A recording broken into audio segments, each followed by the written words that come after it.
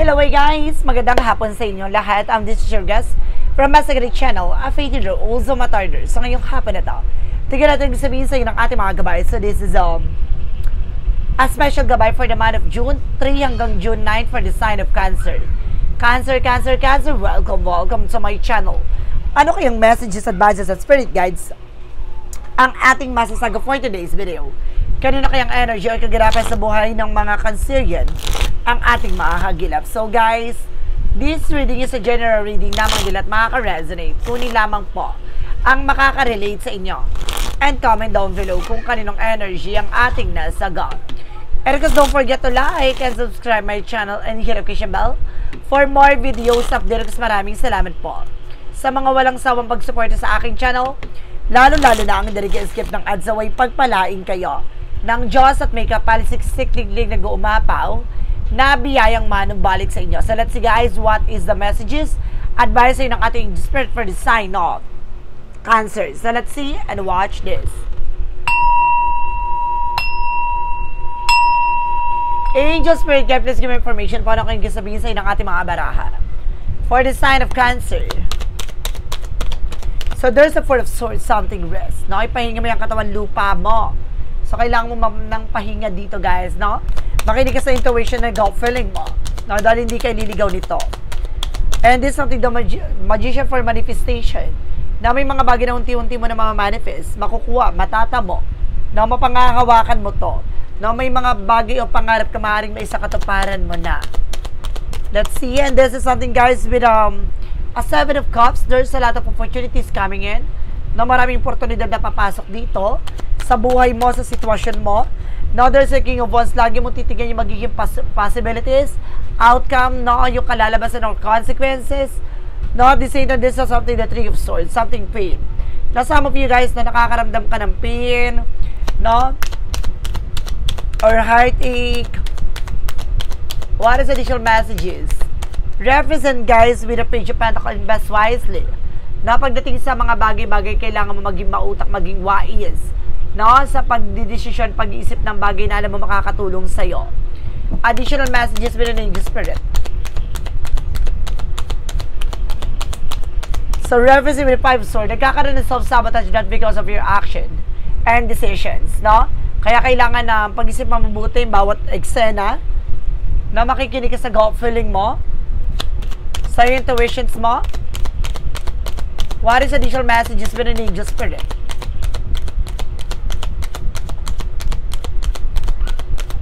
So there's something, guys, with an Eight of Swords. There's a lot of toxic and negativities around you. Na ba napapalibutan ka ng toxic and negative dito? Additional messages. And reference with the Two of Wands by choices. Pili mo yung mga bagay na makakatulong lang sa'yo. Naalis mo yung mga bagay na makakasira ng eksena mo. No? There's something confusion. Maaaring naguguluhan ka. May mga bagay na liliwanag dito sa'yo. Now, there's a Seven of Wands protection at pangalagaan mo yung grounds mo dito. Even your territory. No? Even yourself. Decisions. No? Lagi mo titingnan dito yung magiging posibilidad. At the same time, there's something, the word card represents something travel. Na maaaring makapag-travel ka dito. Now, there's a lot of transaction coming in. Mag-ingat ka lang dito without something disappointment. Na maaaring ma-disappoint ka dito. Maaaring magkaroon dito na parang kumbaga yung unexpected moment, no? And this is something the hard for lesson learned. Basta matuto ka na, no? Sa mga pagdadaanan mo, sa mga naranasan mo, matuto ka na dyan, no? Kumbaga kung mag-i-invest ka, kailangan mong i-clarify, klaruhin, liwanagin, no?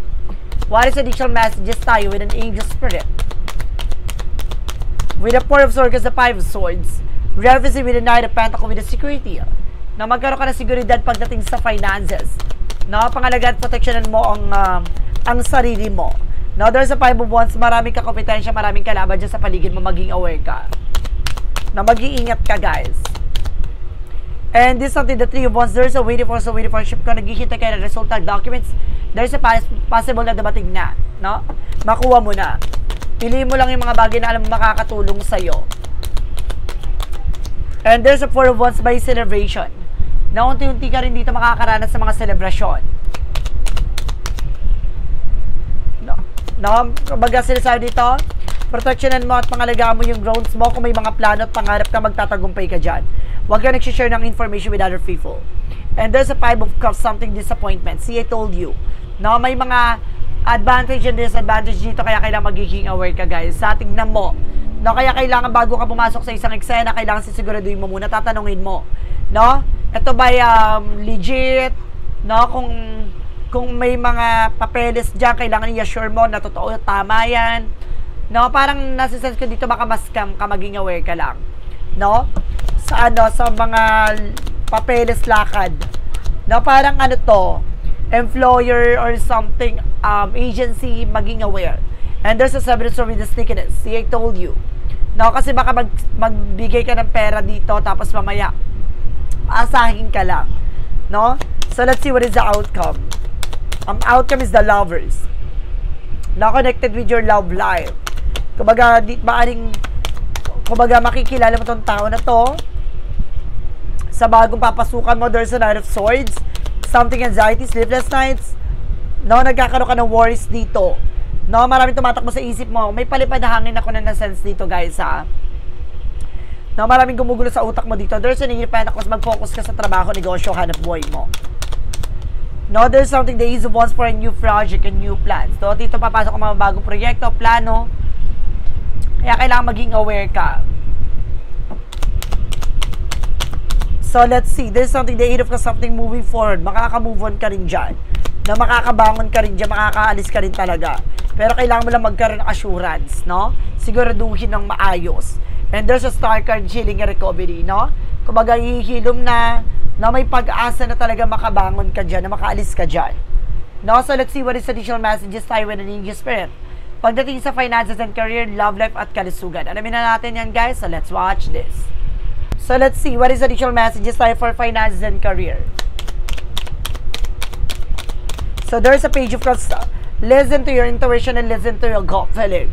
Na makinig ka sa nararamdaman mo. No? Makinig ka sa mga nakikita mo. No? May intuitions ka dito and visions. No? There's a judgment for a wake-up call. Kailangan mo lang mag-pay attention sa nakikita at nararamdaman mo dito. There's hyphesis. Ibig sabihin dito, pagdating sa business, no? May mga mararamdaman kang kakaiba. Ibig sabihin mag-pay attention ka. No?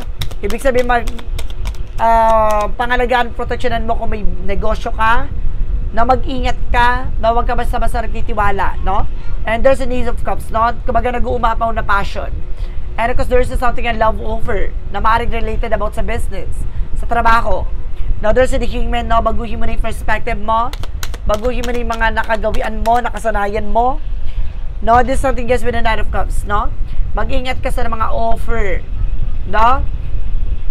Pero kung iwasan mo na yung mga bisyo, luho, or either yung walang katotorang bagay, pag-order ng kung ano-ano. No? Let's see what is additional messages pagdating sa love life. So, there's a Queen of Wands by confidence. So, ngayon mas lalakasan mo ng loob mo na pagdating sa pag-ibig, na mas lalong po protection at papangalagaan nyo ang inyong finances. No? And there's a Six of Wands for victory. Magtatagumpay ka pagdating sa buhay pag-ibig, ha? Kailangan mo lang ng collaboration, no? Yung tamang, kumbaga, pag-uusap, no? Communication, heart-to-heart conversation. And there's a Queen of Cups, emotional healing, na mas magiging kalmado na ang pakiramdam mo ngayon. Let's see here. And there's something, the Page of Wands, no? May magandang balita na paparating. No? Ibig sabihin makakatanggap ka ng phone call, messages, and email with your person. So, let's see what is additional messages tayo. With an angel spirit, pagdating naman tayo sa kalusugan. So, there's something, the Nine of Pentacles with a blossoming, na may paglago at paglakas talaga ng finances dito. Magiging maganda rin kalusugan mo, umiwas ka sa alak, ha? O sa kung ano-anong iniinom mo, na maaring mataas sa acid to. Now, there's a Nine of Wands for something perseverance, na magpatuloy ka lang sa ginagawa, pero kailangan mo rin magpahinga. Ha? There's a Seven of Pentacles with a harvest moment. Aani ka na rin. Lahat ng mga bagay na pinaghirapan mo, makakamtan mo yan. Makukuha mo yan. No? And there's something, the Nine of Wands. Slow and steady. No? Matutong kang kumalma. Huwag ka masyado magmadali.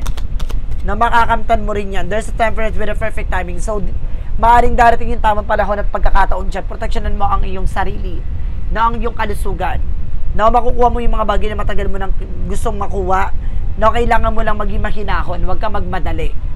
Na pagdating sa kalusugan mo, kailangan mo ng pahinga.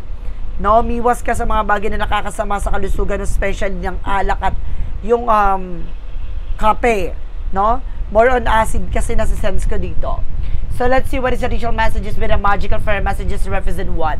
No? And of course, advices and messages, pick a card yes or no. No, kung bago ka sa channel ko, ang pick a card yes or no, pwede ka magtanong, no? Kailangan ready ka na sa magiging tanong mo, isa lang ang magiging sagot, 1, 2, or 3.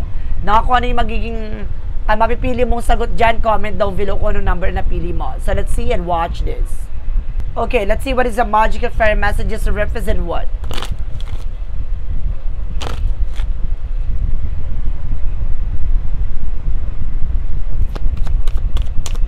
Now, represent with a healing, healed healer. Na unti-unti nang hihilom yung mga karamdaman mo. Karanasan mo, pinagdaanan mo, even emotion. No, emotional healing, no? Unti-unti na magiging kalmado ang pakiramdam mo. No?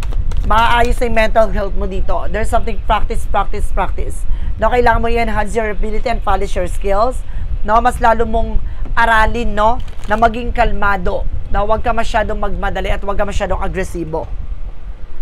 Let's see what is the yin and yang oracle card represent what.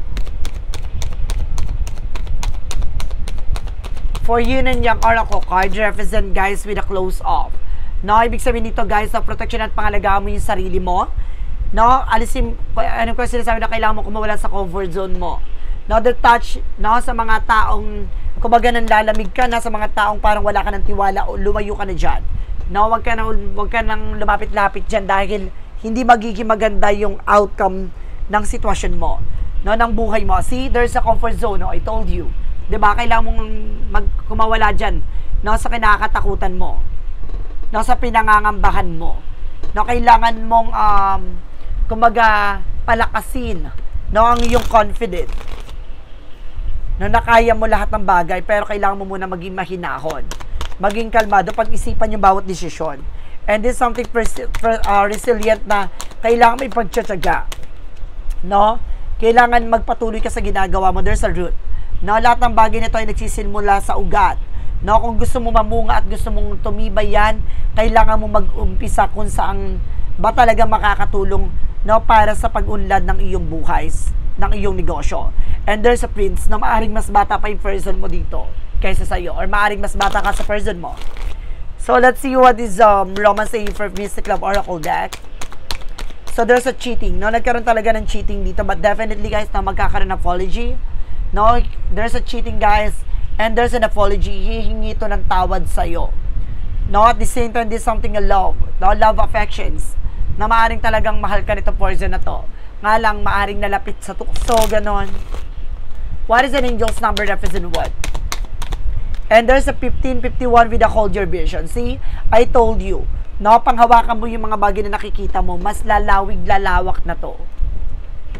Now, focus on the good and maintain your concentration and outcome you desire. It's time to put your faith and time into your ideas and pursue your goals with all your might. You have such a beautiful, courageous, and brave spirit. So, see, I told you, no, kailangan mo mag-maintain dyan sa concentration sa ginagawa mo. No, wag kang humanap ng mga tao sa paligid mo na makakasira ng mga plano mo at ang iyong focus, no? So, let's see what is the money mo oracle deck. There's something spiritual work.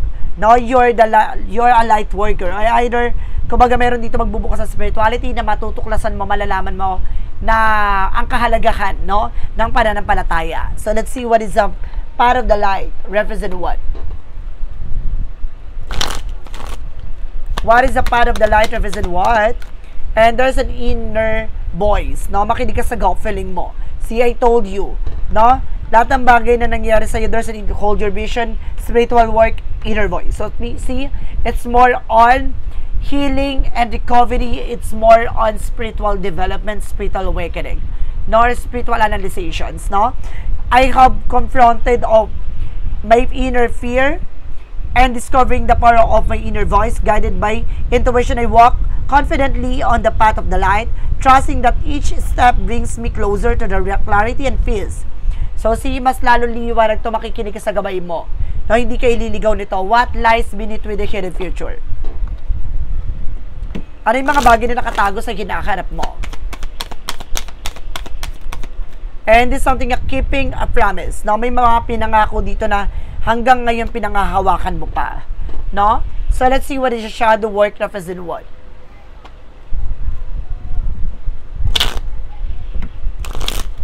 Let's see what is the shadow work represent what.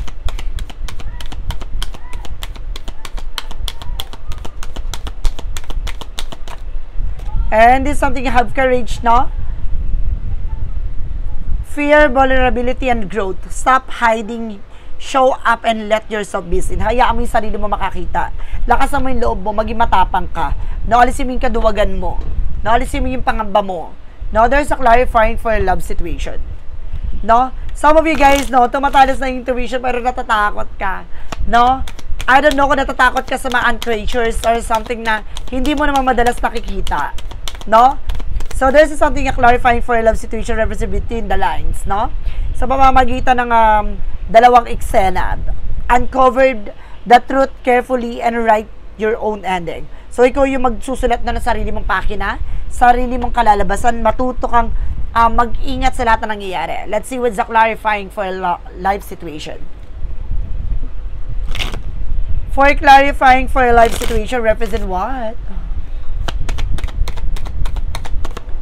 And this is something, guys, with the learning secrets. Stay open-minded and receptive as you uncover hidden truths and embrace lesson they offer. No, matuto tayo, no, na makinig at mapakinggan natin ano man sikretong nasa paligid natin, no? Kailangan mas lalo tayong open at tanggapin, no? At of course, unawain yun na sa paligid natin. May mga bagay dito na unti-unti natin matutuklasan, unti-unti natin malalaman ang kahalagahan ng aral.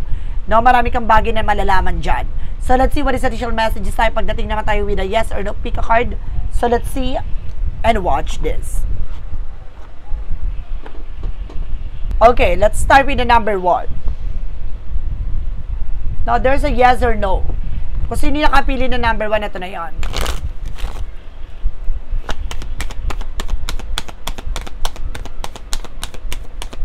And there's a yes. No, valuable experience worth your time profit, no? Kumbaga, hindi sayang yung mga pinaghirapan mo dito, no? Dahil sulit, no, ang mga panahon at oras mo dahil makakamtan mo na ang tunay na tagumpay at malalasap mo na ang pinakamagandang eksena sa buhay mo. Number 2. And this is something, guys, with a no, hidden danger, stillness, proceed with caution, no? Ibig sabihin maging maingat ka, no, sa mga bala at paalala, no? Maraming mga tuso, maraming mga pagsubok na darating dyan, mag-ingat ka. Baka matisod ka. Number 3. And there's something, yes. Now, there's something, golden opportunity, cloud lifting, clear sky. So, ibig sabihin dito, na may magandang opportunities na darating, no? At itong bagay na to ang magbibigay kulay sa buhay at sa mundo mo. Na magtiwala ka. So, this is something na special gabay for the month of June 3 hanggang June 9 for the sign of Cancerian. So, Cancer, maraming salamat for this wonderful reading. So, once again, this reading is a general reading namang nila at makaka-resonate. Kunin lamang po makaka-relate sa inyo. Comment down below kung kaninong energy ang ating nasagot. And of course, don't forget to like and subscribe my channel and hit notification bell for more videos update. Kasi maraming salamat po sa mga walang sawang pag-support sa aking channel. Lalong-lalo na ang hindi skip ng adsaway pagpalain kayo ng Diyos at may kapalisiksik digdig na guma po na biyayang manumbalik sa inyo at maraming salamat po. And see the next video. Bye-bye and babush!